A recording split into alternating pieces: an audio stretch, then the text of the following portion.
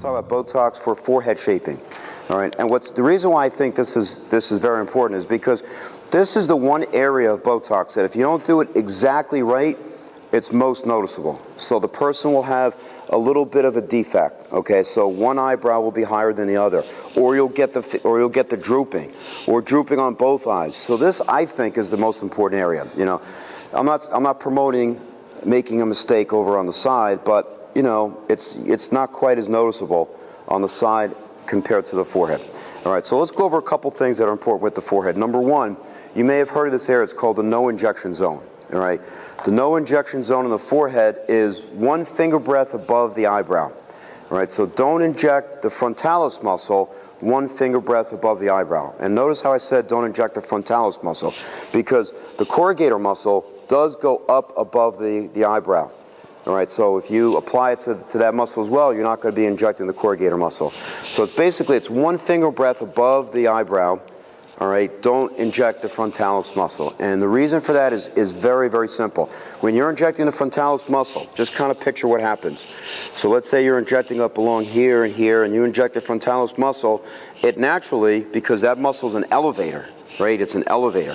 So naturally, you've relaxed that muscle, it's going to tend to bring the whole forehead down. And if you put your fingers up here and you push down, you don't really notice too much. But and this is very common, it happens very, very frequently. I see patients every day that have gone to another doctor or another nurse or whoever, and they injected too low. So they injected the frontalis right above the eyebrows, all right, and they look like this. Okay, it's so easy to do. It's easy, a little bit easy to correct too.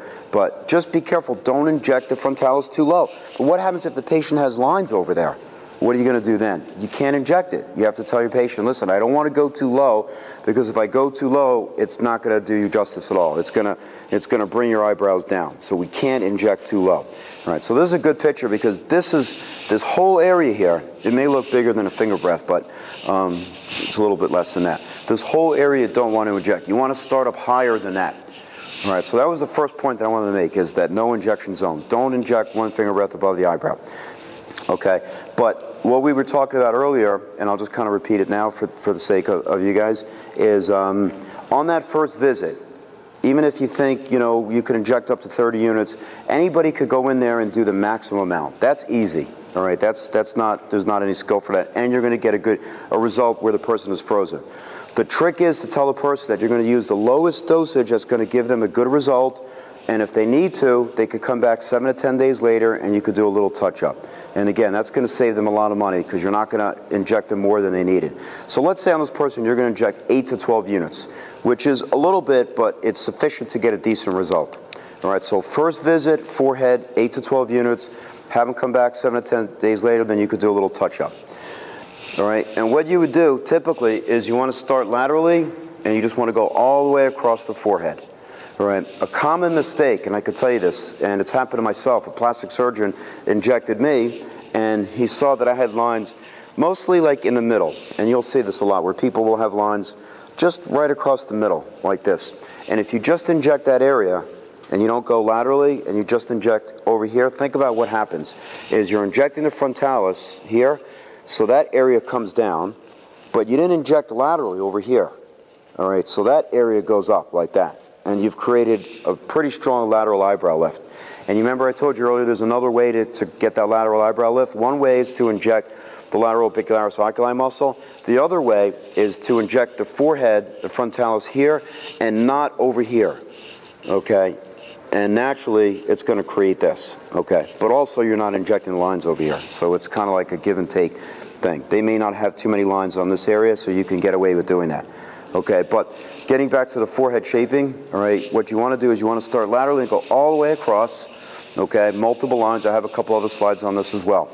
Male versus female, all right? There is a difference, because male patients generally do not want that Spock look. They don't want that lateral eyebrow lift, okay? So make sure you start laterally. In this slide, you could line it up to the corner of the eyebrow, all right? And you want to start laterally and go, especially if you see a peak.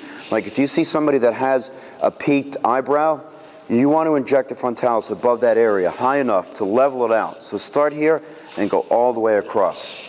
Okay, so that's male versus female. Male, definitely, starting laterally and going across.